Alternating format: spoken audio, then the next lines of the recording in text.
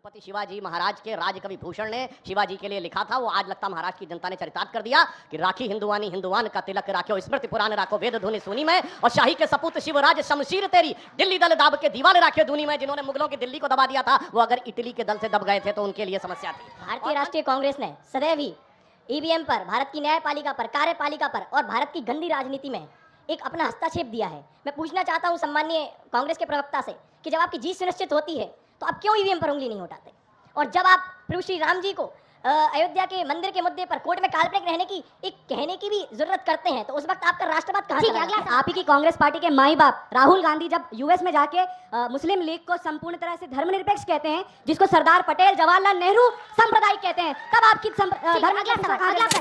सारे के सारे लेते हैं हमारी सवालों से तलाशी, उनसे कभी सत्ता के गिरेबा में झांका नहीं जाता। सवाल तो होने चाहिए थे सरकार से। जय श्री राम दोस्तों, कांग्रेस अपने ही कर्मों में ऐसे फंस चुकी है कि जनता के सवालों का जवाब भी नहीं दे पा रही। कांग्रेस को लगता रहा है कि वो भारत की संप्रभुता पर हमेशा चोट करती रहेगी और जनता उसे जिताती रहेगी, चाहे वो राम को काल्पनिक बताना हो या संविधान को हाथ में लेकर घूमना हो। इसी पे जोरदार डिबेट, जिसमें जनता ने कांग्रेस को दिया मुंह तोड़ जवाब।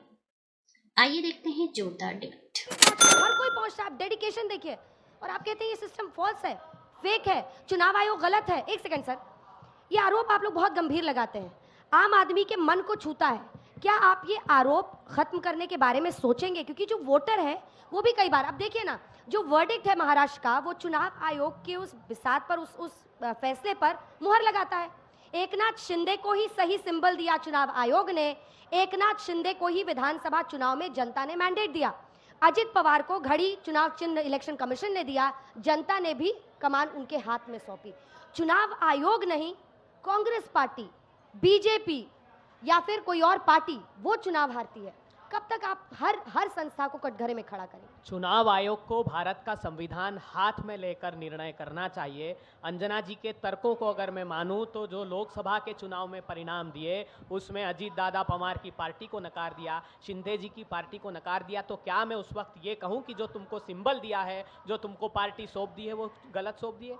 तो न्याय सम्मत निर्णय और आवाज मुखर करना जनता ने दायित्व दिया है। प्रतिपक्षियों को क्या दायित्व दिया है कि सत्ता का मार्ग प्रशस्त करिएगा, जब भी सत्ता और उसकी संस्थाएं भटक जाए रास्ते से तो उसको रास्ता दिखाइए। महाराष्ट्र में ये हाल क्यों हुआ सर? प्रधानमंत्री जी को ये शोभा नहीं देता कहना कि कांग्रेस खत्म हो रही। अरे आपकी सरकार बैसाखियों पर है प्रधानमंत्री जी, आपके राज्य ने आपको सबसे ज्यादा महाराष्ट्र में नकारा, लोकसभा में, उत्तर प्रदेश में आधी साफ कर दी। तो ये प्रजातंत्र में शिरोधार्य करते हैं जो निर्णय जनता लेती है, महाराष्ट्र में और झारखंड में। आखिर की तरफ बढ़ रहे हैं सुधांशु जी। दो बात मैं स्पष्ट रूप से कहना चाहता हूं, ये सवाल हम खड़ा करेंगे कि ईवीएम में परसेंटेज कैसे बढ़ गया आखिरी वक्त में, लेकिन उसके साथ ये भी कहता हूं, चूंकि मैंने मध्य प्रदेश और छत्तीसगढ़ का चुनाव नजदीक से देखा है, बहनों के खातों में जो सीधा पैसा गया है वो हूबहू यही पैटर्न उन राज्यों का था जो झारखंड में भी हम मत मिला है और महाराष्ट्र में भी मिला है। तो वो अच्छी स्कीम्स राज्यों की है, इस पर आगे बढ़ना चाहिए, और प्रधानमंत्री जी को भी जो रेवड़ी करके संबोधित करते थे उस पर पुनर्विचार करना चाहिए। मैं संक्षेप में जवाब देता हूं, सिर्फ 3 वाक्यों में। हमारी महाराष्ट्र में जीत का कारण ये रहा कि हमारी सरकार ने शानदार विकास के कार्य किए। नंबर 2, हमारी पार्टी संगठन और सहयोगी दलों के संगठनों ने जी तोड़ मेहनत की। नंबर 3, मोदी जी की जो विश्वसनीयता है, क्रेडिबिलिटी, उसके प्रति जनता में विश्वास।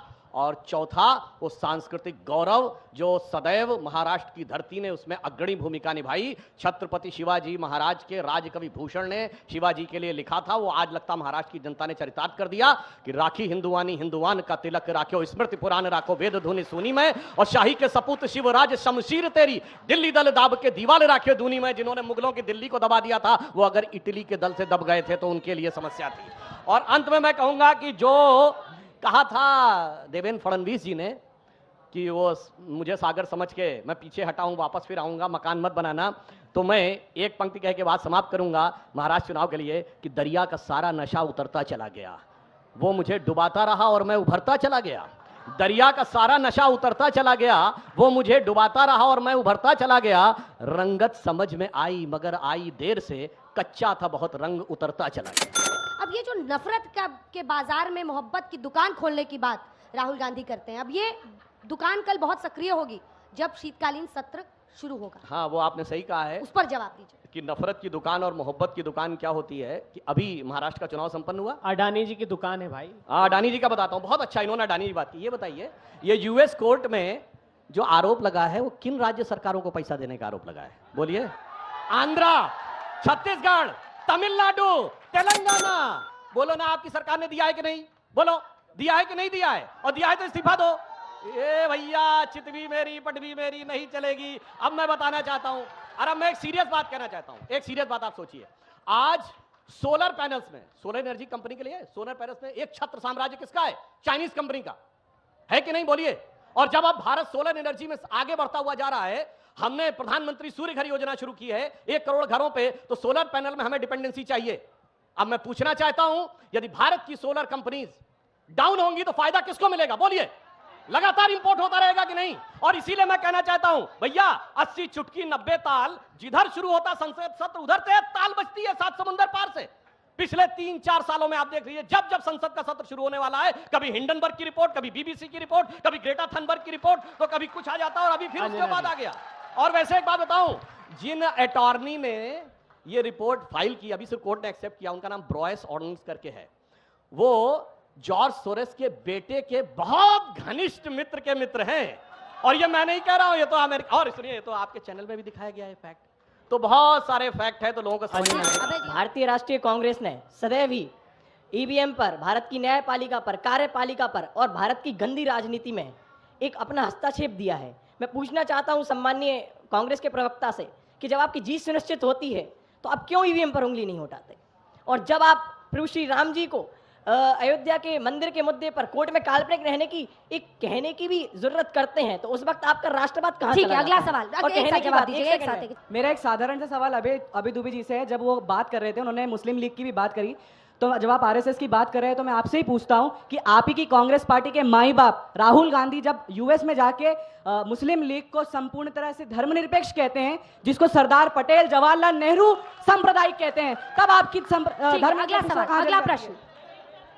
एक इधर से ले लीजिए, एक इस तरफ से लीजिए। सुझाव दें, राहुल जी बार बार चाइना में क्यों जाते हैं और अमेरिका में जाके देश की छवि क्यों खराब करते हैं? ठीक है, महिला जो है उनसे लीजिएगा, महिला से। आरएसएस में मुसलमानों का कोई योगदान नहीं है।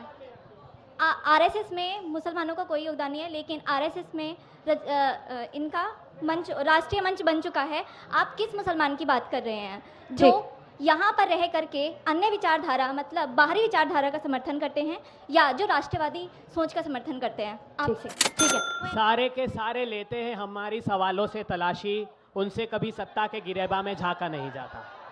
सवाल तो होने चाहिए थे सरकार से। इस देश के सर्वोच्च अदालत के न्यायाधीश सड़कों पर आए और उन्होंने देश के नागरिकों से कहा कि इस देश के प्रजातंत्र को बचा लीजिए।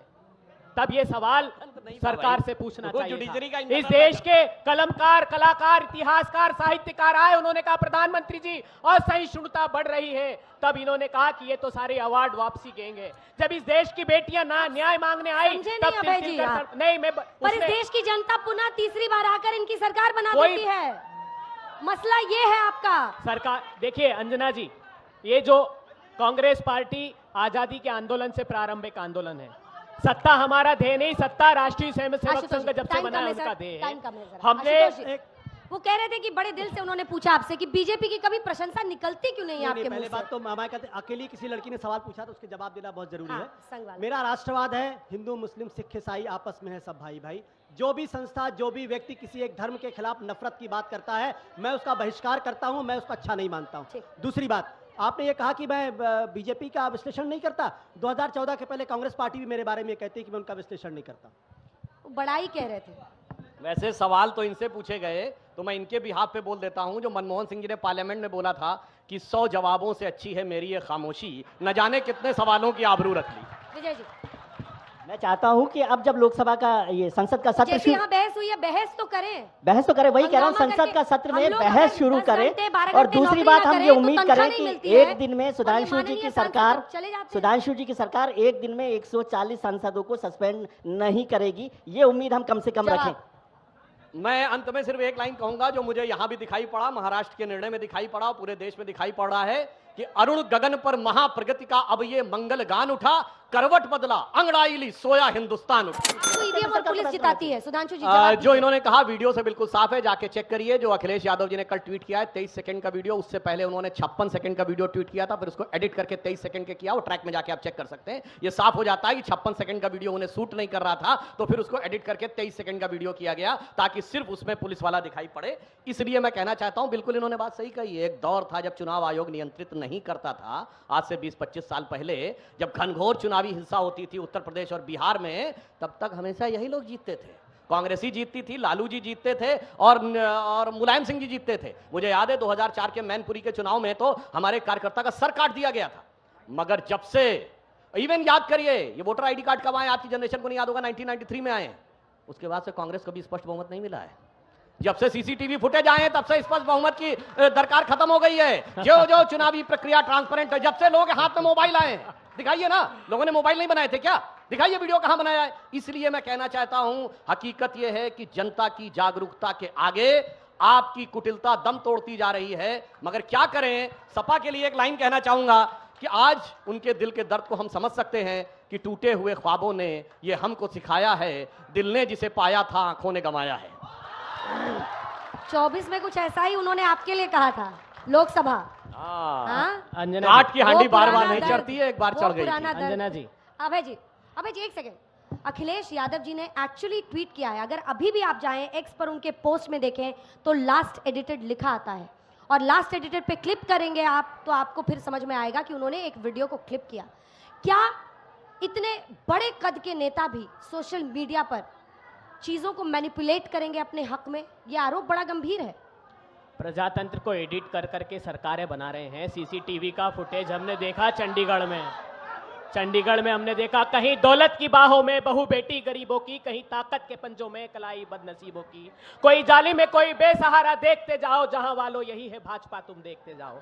भरे हैं गम के आंसू आंख में पर बह नहीं सकते, लुटे हैं सामने सबके मगर कुछ कह नहीं सकते। न देखा हो तो आओ ये नजारा देखते जाओ, जहां वालों यही है भाजपा, तुम देखते जाओ।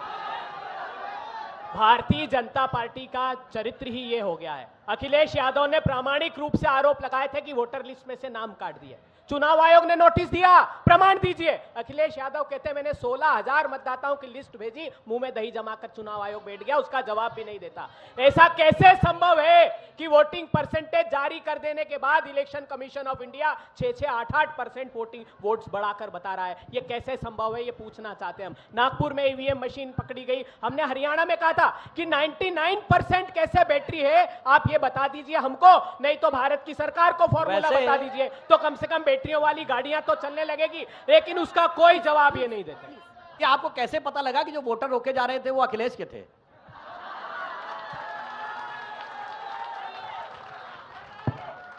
जितने वोटरों से चुनाव हार जीत हो जाती है, अगर उतने वोट डालने नहीं दिए जाएं तो इरादा तो साफ है कि आपके खिलाफ के वोटर होंगे। नहीं। अगर वो 16,000 की लिस्ट सौंप रहे हैं, और क्या बार बार आरोप लगाते हैं, कहते हैं कि साहब वो माइनॉरिटी के, सिर्फ माइनॉरिटी के नहीं साहब। अरे मैंने तो बोला नहीं माइनॉरिटी, आपका इरादा तो समझते हैं ना हम। आशुतोष जी, आप काम ही वो करते हैं। वो वोटर जानते कौन थे? पर्दे में रहने दो, पर्दा ना उठाओ, पर्दा जो उठ गया तो भेद खुल जाएगा। इस डिबेट को लेकर आपकी क्या राय है, हमें जरूर बताएं।